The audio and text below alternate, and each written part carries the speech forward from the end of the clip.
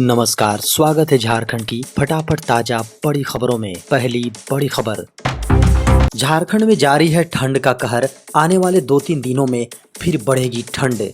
झारखंड में इन दिनों ठंड का कहर जारी है। ठंड को देखते हुए मौसम विभाग ने भी चेतावनी जारी की है।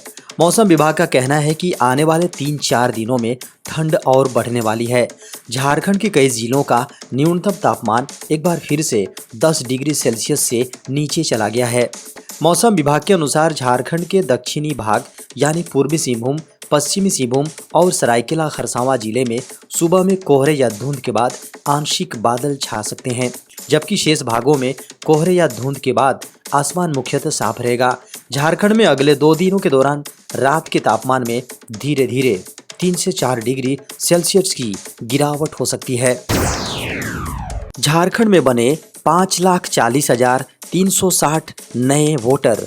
झारखंड में मतदाता सूची के विशेष संक्षिप्त पुनरीक्षण अभियान के तहत कुल 5,40,360 नए वोटर बने हैं। इनमें 96.28% आवेदन ऑनलाइन मिले थे।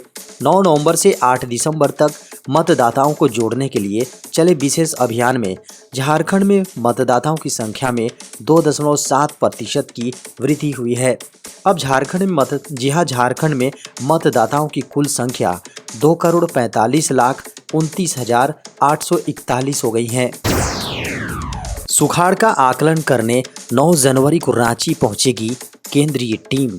पूर्वी सिंहभूम और सिमडेगा को छोड़कर झारखंड के 22 जिलों के 226 प्रखंड सूखाग्रस्त घोषित किए गए हैं। इसका आकलन करने केंद्रीय टीम 9 जनवरी की शाम 7:30 बजे रांची पहुंचेगी।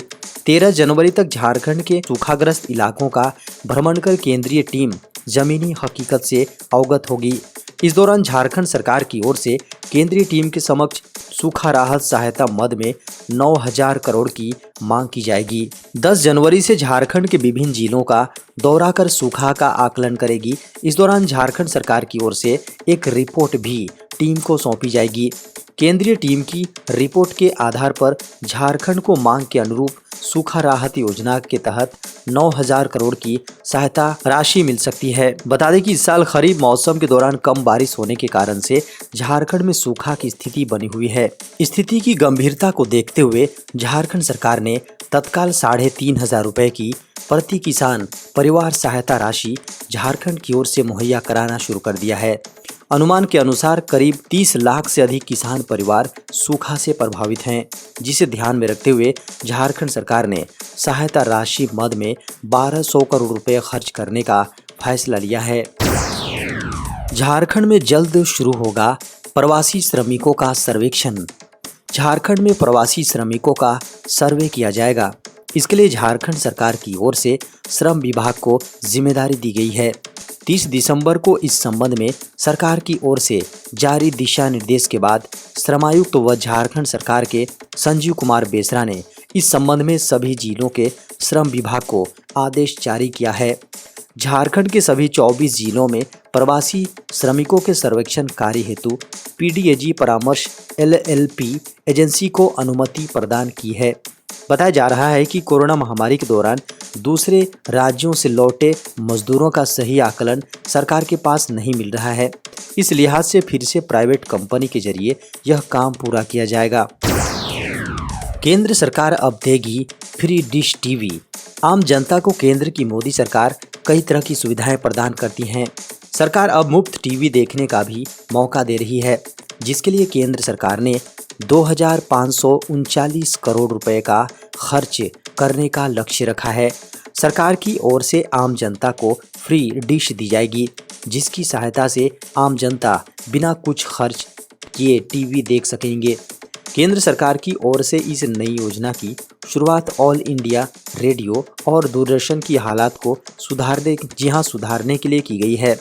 सरकार की ओर से इस योजना के तहत 2,539 करोड़ रुपए खर्च किए जाएंगे, जिससे सरकार दूरदर्शन और रेडियो के इंफ्रास्ट्रक्चर को मॉडर्न बनाना चाहती है और इसका प्रसार करना चाहती है।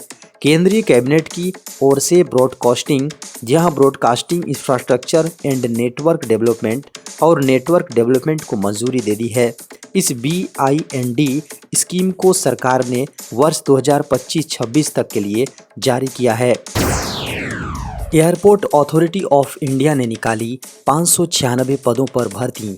भारतीय विमानपत्तन प्राधिकरण यानी एयरपोर्ट अथॉरिटी ऑफ इंडिया के माध्यम से कार्यकारी पदों यानी एग्जीक्यूटिव पोस्ट के लिए आवेदन आमंत्रित कर रहा है। यह आवेदन प्रक्रिया पहले से चल रही है और आवेदन पत्र जमा करने की अंतिम तारीख 21 जनवरी 2023 है।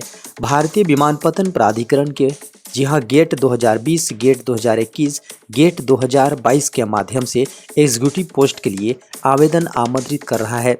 इस भर्ती अभियान का उद्देश्य गेट 20, 21, 22 के माध्यम से एग्जीक्यूटिव ऑफिसर्स के 596 खाली पदों को भरना है। योग्य एवं इच्छुक आवेदक सीधे एयरपोर्ट अथॉरिटी ऑफ इंडिया की आधिकारिक वेबसाइट www.aai.aero के माध्यम से ऑनलाइन आवेदन कर सकते हैं। इग्नू ने 60 पदों पर निकाली भर्तियां। नौकरी की तलाश कर रहे युवाओं के लिए सुनहरा अवसर सामने आया है। Indira Gandhi national open university यानी इग्नू ने टीचिंग के पदों के लिए भर्ती निकाली है। इच्छुक और योग्य उम्मीदवार इन पदों के लिए आवेदन कर सकते हैं। आवेदन के लिए उम्मीदवारों को ऑनलाइन आवेदन करना होगा। आवेदन के लिए ऑफिशियल वेबसाइट ignu.ac.in पर जाकर आवेदन कर सकते हैं। इन पदों पर आवेदन करने की प्रक्रिया शुरू हो गई है।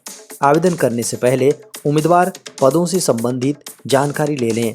उम्मीदवारों को बता दें कि आवेदन 30 जनवरी 2023 से पहले करना होगा। Indira Gandhi national open university यानी इग्नू ने टीचिंग के पदों पर कुल 60 भर्ती निकाली हैं। बता दें कि इन पदों पर आवेदन करने के लिए उम्मीदवारों के पास भर्ती का विज्ञापन जारी होने के बाद से 1 महीने का समय है। देश में कोरोना संक्रमण से 2 और मरीजों की मौत। देश में पिछले 24 घंटों के दौरान कोरोना वायरस यानी कोविड-19 संक्रमण से 2 और मरीजों की मौत होने से मृतकों की संख्या बढ़कर 5,30,714 हो गई है और मृत्यु दर 1.19% बनी हुई है। केंद्रीय स्वास्थ्य एवं परिवार कल्याण मंत्रालय ने शुक्रवार को बताया कि सुबह 7 बजे तक 220.12 करोड़ से अधिक टीके दिए जा चुके हैं। देश में पिछले 24 घंटे में कोरोना के 16 एक्टिव मामलों में कमी होने से कुल संख्या घटकर 2,503 रह गई हैं और सक्रिय मामलों की दर 0.01% है। राहत की बात यह है कि इस अवधि में 275 मरीजों ने कोरोना को मात दी और इस महामारी से निजात पाने वालों की कुल संख्या बढ़कर 4,41,46,330 हो गई हैं और रिकवर होने की दर 98.80% हो गई हैं। पिछले 24 घंटे में 7 राज्यों और 3 केंद्र शासित प्रदेश में कोरोना के नए मामले सामने आए हैं और अन्य राज्यों एवं केंद्र शासित प्रदेशों में इनकी संख्या में कमी आई है। भारत में खुलेंगे येल ऑक्सफोर्ड यूनिवर्सिटी के कैंपस। भारत में अब तक कई विदेशी यूनिवर्सिटीज़ के कैंपस खुल गए हैं जो भारतीय छात्रों को डिग्रियां प्रदान करते हैं। इस बीच एक बड़ी खबर आ रही है। खबरों को माने तो भारत ने येल, ऑक्सफोर्ड और स्टैनफोर्ड जैसे प्रमुख विदेशी विश्वविद्यालयों को दक्षिण एशियाई राष्ट्र की उच्च शिक्षा के लिए ओवरहॉल के हिस्से के रूप में कैंपस स्थापित करने और डिग्री देने की अनुमति देने की दिशा में एक कदम उठाया है। विश्वविद्यालय अनुदान आयोग यानी UGC के नियामक ने गुरुवार को सार्वजनिक प्रतिक्रिया के लिए एक मसौदा कानून का अनावरण किया है। इस मसौदे में पहली बार देश में विदेशी संस्थानों के स्थापित होने और संचालन की सुविधा को लेकर बात की गई है। मसौदे के अनुसार स्थानीय परिसर डोमेस्टिक और विदेशी छात्रों के लिए प्रवेश मानदंड, शुल्क संरचना और छात्रवृत्ति पर फैसला कर सकते हैं। मोदी सरकार का बड़ा फैसला, पर्यटन स्थल नहीं बनेगा समेत शिखर तीर्थ। विश्व स्तर पर प्रसिद्ध श्री पारसनाथ समेत शिखर तीर्थ पर्यटन स्थल नहीं बनाया जाएगा। केंद्र सरकार ने समेत शिखर से संबंधित यह महत्वपूर्ण फैसला गुरुवार को लिया। इसके साथ ही तीर्थ की पवित्रता को सुरक्षित रखने के लिए नियमों का पालन सख्ती से कराए जाने का निर्देश भी दिया गया है। समेत शिखर को झारखंड सरकार द्वारा पर्यटन स्थल बनाए जाने के आदेश के बाद से देश का जैन समाज इसके विरोध में आवाज उठा रहा था। राष्ट्रीय स्तर पर आंदोलन भी चलाया जा रहा था। गुरुवार को बीके दत्त कॉलोनी स्थित इंदिरा पर्यावरण भवन में केंद्रीय पर्यावरण, वन और जलवायु परिवर्तन मंत्री भूपेंद्र यादव के साथ जैन समाज की बैठक हुई।